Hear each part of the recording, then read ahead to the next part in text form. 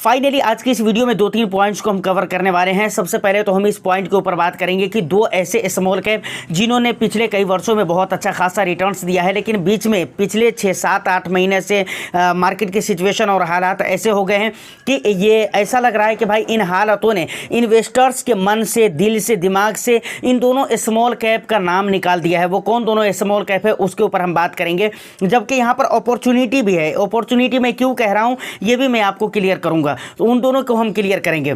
उसके बाद दूसरा जो हमारा पॉइंट होने वाला है वो होने वाला है इंद्रजीत जी की तरफ से एक सवाल आया है। इंद्रजीत सिंह जी की तरफ से उनका कहना है कि भाई कल की जो एनएवी है, कल जो मार्केट खुली उसमें जो एनएवी हमारे को मिला वो कैलकुलेट होकर लेट नाइट तक के और सुबह को हमारे को मिलती है, तो आज के डेट में हम कैसे ख़रीदारी कर सकते हैं अगर आज मार्केट गिर गई तो। इसके ऊपर हम डिटेल्स में बात करेंगे। जो भी सवाल है डिटेल्स में आपके स्क्रीन के ऊपर नज़र आएंगे और उसका जवाब भी मैं देने की कोशिश करूंगा, भरपूर कोशिश करूंगा कि बिल्कुल क्लियरली मैं उसको क्लियर कर सकूं, क्योंकि इन्होंने कहा है कि सर आप इस पॉइंट को क्लियर क्यों नहीं करते हैं। उसके बाद कई मरतबा आपने ऐसा भी देखा होगा कि भाई 3 बजे से पहले, कहते हैं कट ऑफ टाइम 3 बजे, यानी मार्केट के अंदर अगर गिरावट होती है और 3 बजे से पहले आप लमसम इन्वेस्टमेंट कर देते हैं तो वहां पर आपको सेम डे की एनएवी प्राप्त होनी चाहिए, लेकिन ऐसा कई मरतबा कई सारे इन्वेस्टर्स के साथ नहीं होता है। तो इसके पीछे की कहानी क्या है, इसके पीछे का रीज़न क्या है, आपको क्या ऐसा कदम उठाना चाहिए जिससे आपको सेम डे की एनएवी प्राप्त हो,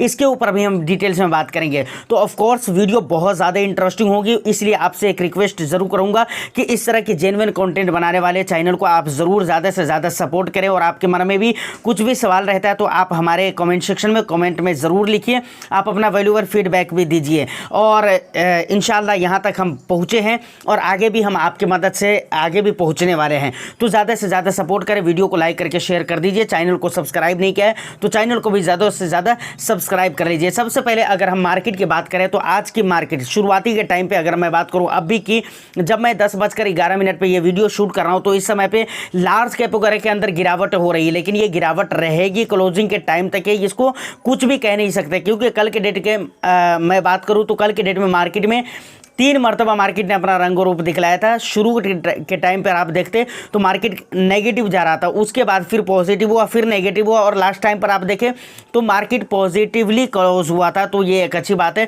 तो हो सकता है वही सिनेरियो और उसी तरह के सीन आज भी आपको मार्केट के अंदर देखने को मिल सकते हैं। तो ये बातें क्लियर हो गई।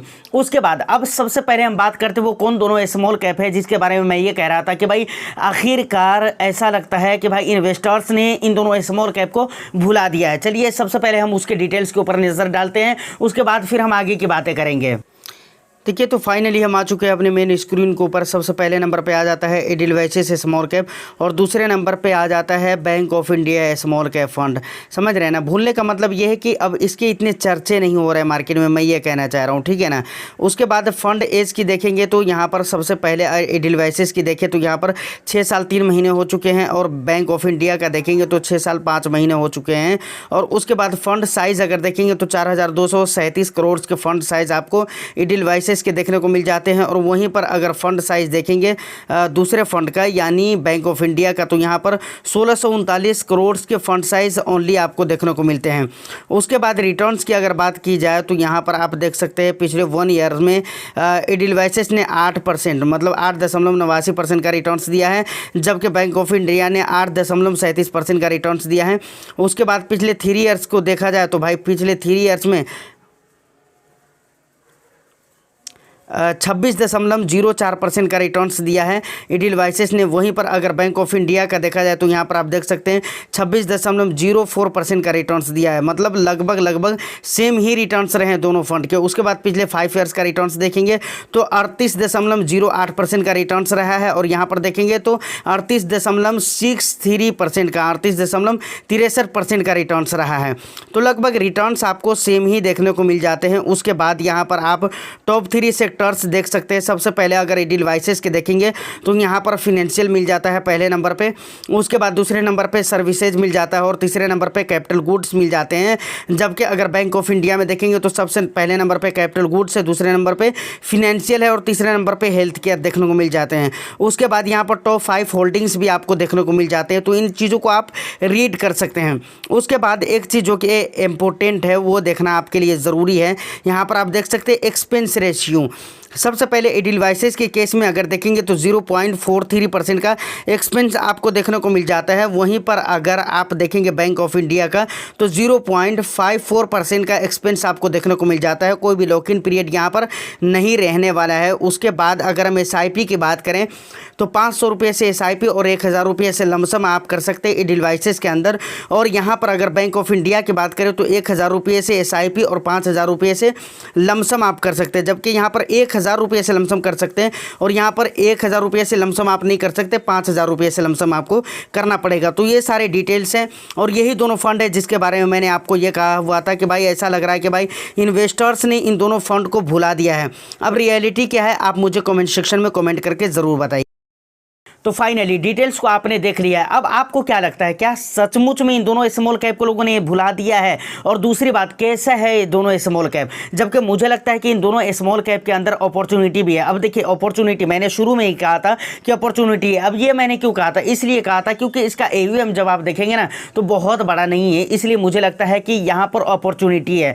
अगर आप एटलीस्ट 7 ईयर्स प्लस के लिए निवेश करते हैं, एटलीस्ट 7 ईयर्स के लिए अगर आप निवेश करते हैं तो ऑफ कोर्स आपके लिए अपॉर्चुनिटी है और मुझे लगता है कि यहां पर आपको अच्छे रिटर्न्स मिल सकते हैं। बाकी ये दोनों स्मॉल कैप कैसे हैं आप इसके बारे में हमें, तो यहाँ तक ये सारी बातें क्लियर हो जाती है। अब आते हैं हम इंद्रजीत सिंह जी की तरफ से जो सवाल आया है। इनका कहना है सर आप स्क्रीन पे मैं लगा देता हूँ, आप देख सकते हैं सवाल को। सर आप ये पॉइंट क्लियर क्यों नहीं करते कि आज मार्केट गिरी देखकर आज कैसे खरीद सकते हैं? मतलब आज मार्केट गिरी है ये देखकर हम कैसे खरीदारी कर सकते हैं? आगे ये क्या कह रहे हैं वो भी ज़रा आप देख लीजिए। लगभग 2 बजे से पहले तो कल की कैलकुलेटेड NAV जो सुबह मिलती है, इनके कहने का मतलब है कि आज मानकर चलिए आज अगर फ्राइडे है तो ये कह रहे हैं, मतलब मानकर चलिए थर्सडे को हम एग्जाम्पल के तौर पर लेते हैं कि थर्सडे है तो आज गिरावट यानी थर्सडे को गिरावट हो रही है तो हम कैसे खरीदारी कर सकते हैं? जबकि थर्सडे से पहले वेडनेसडे वगैरह की जो NAV है 2 बजे के बाद से कैलकुलेट वगैरह होकर वो आज हमें सुबह यानी थर्सडे को सुबह मिलती है। तो थर्सडे को मार्केट ओपन हुआ और गिरावट हुई तो हम कैसे खरीद सकते हैं, इनका ये कहने का मतलब है। आगे ये क्या कह रहे हैं, आज की NAV तो लेट आवर्स में कैलकुलेट होती है। मतलब आज की NAV, आज थर्सडे है तो आज की NAV लेट आवर तक कैलकुलेट होगी, ये जो कि बात बिल्कुल, और दूसरे दिन ही पता लगती है। तो आज की NAV कैसे क्लोजिंग से पहले कैलकुलेट हो जाएगी? यानी इनका कहने का मतलब ये है कि मानकर चलिए कि वेडनेसडे वगैरह की जो NAV है वो हमारे को लेट नाइट तक के कैलकुलेट होकर सुबह थर्सडे को मिलेगी। अब थर्सडे को मार्केट गिरी तो हम कैसे NAV वगैरह के बारे में पता कर सकते हैं और कैसे हम खरीद सकते हैं? इनका कहने का मतलब ये है कि हम उस दिन मतलब थर्सडे को भी अगर मार्केट गिर जाती है तो उस दिन हम खरीदारी करेंगे तो वो किस रेट पर खरीदारी होगी? सर बिल्कुल टेंशन लेने की ज़रूरत नहीं है। आप थर्सडे को अगर 3 बजे से पहले कहते हैं कि अगर आप 3 बजे से पहले अगर आप ख़रीदारी कर लेते हैं यानी मार्केट के अंदर पैसे निवेश कर देते हैं तो आपको थर्सडे की NAV मिल जाएगी। अब मिलती है कि नहीं मिलती है टाइम पीरियड की बात हम बाद में करेंगे। टाइम पीरियड की जो बात है उसको हम बाद में करेंगे कि 3 बजे से पहले आपको इन्वेस्टमेंट करना चाहिए या 2 बजे तक करना चाहिए या 1:30 बजे तक, ये बात हम बाद में करेंगे। लेकिन कहा तो यही जाता है कि भाई इक्विटी के अंदर 3 बजे से पहले अगर आप इन्वेस्टमेंट कर देते थर्सडे को तो थर्सडे की NAV आपको मिलेगी। वेडनेसडे को करते तो वेडनेसडे की NAV आपको मिलेगी या फिर मंडे को करते तो मंडे की NAV मिलेगी। अब मान कर चलिए कल के डेट में जो मार्केट गिरी वहाँ पर आपने लमसम किया है या कल की NAV जो भी मिलेगी वो 11 बजे रात वगैरह के बाद कैलकुलेट वगैरह होकर आपको मिल जाती है। कई मरतबा ये MC के ऊपर भी डिपेंड करता है, कई मरतबा स्कीम वाइज भी ये डिपेंड करता है कि भाई आपको कभी 1 बजे रात को मिलती है, कभी 2 बजे रात को या कभी 12 बजे रात को अपडेट होती है। मतलब 11 बजे के बाद आप कह लीजिए कि NAV अपडेट हो जाती है, आप उसको। अब देखिए यहाँ पर मैं कहना ये चाह रहा हूँ कि कल की NAV आपको 11 बजे रात तक आज मिल जाएगी, ठीक है, लेट नाइट तक आपको मिल जाएगी। उसके बाद कल होकर जब मार्केट गिरती है तो वहाँ पर आपको क्लोजिंग मतलब NAV कैलकुलेट हो तो नहीं होगा, लेकिन वहाँ पर गिरावट की वजह से आपको लमसम करना ज़रूर चाहिए, समझ रहे हैं ना। और ये ख़रीदारी जो होगी आपको नए दिन के हिसाब से होगी। मतलब आपने अगर मंडे को लमसम किया है या फिर ये कह लीजिए वेडनेसडे को अगर और वेडनेसडे को अगर मार्केट के अंदर गिरावट होती है तो वहाँ पर एनएवी वगैरह कैलकुलेट तो नहीं होगी, अभी वो तो लेट नाइट को ही होना है, लेकिन आपको लमसम करना वहाँ पर ज़रूर है, समझ रहे ना। और ये खरीदारी जो होगी वो वेडनेसडे की एनएवी आपको मिलेगी। अब बात करें कि कितने बजे से कितने बजे तक आपको लमसम करने पर सेम डे की एनएवी मिलती है, क्योंकि कई मरतबा ऐसा होता है कि भाई हम कहते हैं कि भाई 3 बजे से पहले पहले अगर आप लमसम कर देते तो वहाँ पर सेम डे की एनएवी मिलती है, लेकिन ऐसा नहीं होता है। कई मरतबा लोग 2 बजे के बाद लोग लमसम करते हैं लेकिन उनको सेम डे की एनएवी नहीं मिलती है, या 2:30 बजे लमसम करते हैं सेम डे की एनएवी नहीं मिलती है। तो उसके पीछे का रीज़न ये है कि भाई एएमसी ये कहती है कि जब तक आपका पैसा हमारे पास पहुंचेगा नहीं तब तक हम आपको सेम डे की एनएवी नहीं देंगे। और मार्केट के अंदर जब लगातार एक साथ बहुत ज़्यादा मात्रा में गिरावट हो तो वहाँ पर हम और आप इकलौते नहीं होते हैं, बल्कि हमारे और आप जैसे बहुत सारे लोग होते हैं जो उस दिन लमसम वगैरह करते हैं। अब एक साथ फंड मैनेजर के पास बहुत सारा एप्लीकेशन प्राप्त होता है, बहुत सारा रिक्वेस्ट प्राप्त होता है, जिसकी वजह से उसको प्रोसेस करना बहुत ही ज़्यादा डिफ़िकल्ट होता है। ये बहाना निकालती है एएमसी, समझ रहे हैं ना। अब रियलिटी क्या है वो तो बाद में पता चलेगा, लेकिन ये बहाना उनकी तरफ से होता है कि भाई हम इतने ज़्यादा रिक्वेस्ट को एक साथ रिसीव कैसे। तो बहुत सारे लोग उस दिन लमसम करते हैं, बहुत सारे लोग रिडेम्पशन वगैरह का रिक्वेस्ट भी डालते हैं, तो इस वजह से वहाँ पर सेम डे की एनएवी देना मुश्किल हो जाता है। यानी एमसी का ये कहना है कि सेम डे में हमारे पास पैसे नहीं पहुँचते, जिसकी वजह से हम सेम डे की एनएवी नहीं देते हैं। तो आपको करना क्या चाहिए, देखिए कट ऑफ का टाइम अगर देखेंगे तो वहाँ पर 3 बजे कहा गया है, और लिक्विड वगैरह में तो लिक्विड फंड वगैरह में अगर आप पैसे निवेश करते हैं तो वहाँ पर 12:30 बजे तक ही आपको कर देना है, तभी जाकर आपको सेम डे की एनएवी मिलेगी। ऐसा नहीं कि 3 बजे आप वहाँ पर भी करेंगे, नहीं, ऐसा नहीं होने वाला है, समझ रहे हैं ना। तो कहने का मतलब यह है कि इक्विटी की मैं बात कर रहा हूँ, इक्विटी में अगर आपको लमसम करना है तो मैं बराबर कहता हूँ कि 1:30 बजे के बाद 1:15 बजे के बाद आप लमसम करिए। 1:15 बजे अपने चैनल बी फाइनेंसर के ऊपर वीडियो भी आती है, वहाँ पर 1:15 बजे के बाद मार्केट के अंदर गिरावट रहती है अच्छी खासी, तो आप लमसम करिए, या फिर गिरावट के हिसाब से लमसम करिए, ठीक है ना। कम गिरावट है तो कम का लमसम करिए, ज़्यादा गिरावट है तो ज़्यादा का लमसम करिए।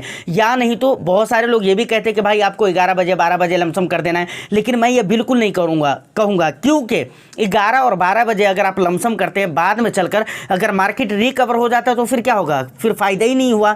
तो हम नहीं करेंगे लमसम, ये चलेगा, मौका तो मार्केट है, मिलता रहेगा, लेकिन आपको लमसम करना है कितने बजे, 1 बजे के बाद या 1:15 बजे के बाद आपको लमसम के लिए रिक्वेस्ट डाल देना है, यानी तो फाइनली ये सारी जानकारी है जो कि आपको अच्छी लगी होगी। ये सारे पॉइंट्स थे जो कि हमें कवर करने थे वीडियो में, वो मैंने आपको बता दिए हैं, और मेरी पूरी कोशिश रही है कि मैं आपको अच्छे से बता पाऊँ। लेकिन फिर भी अगर कोई बात समझने में दिक्कत हुई हो या कोई बात समझ में नहीं आई हो, कुछ कन्फ्यूज़न रह गया हो, तो आप मुझे कमेंट सेक्शन में बता सकते हैं। 100% मैं फिर से वीडियो के माध्यम से या कमेंट सेक्शन में अगर लायक रहा, उस हिसाब किताब का सवाल रहा कि भाई लिख ला कर कमेंट के ज़रिए जवाब देना अगर पॉसिबल रहा तो कमेंट में ही मैं आपको जवाब दे दूँगा, या नहीं तो वीडियो के जरिए फिर से मैं आपको जवाब देने की कोशिश करूंगा और बताने की कोशिश करूंगा।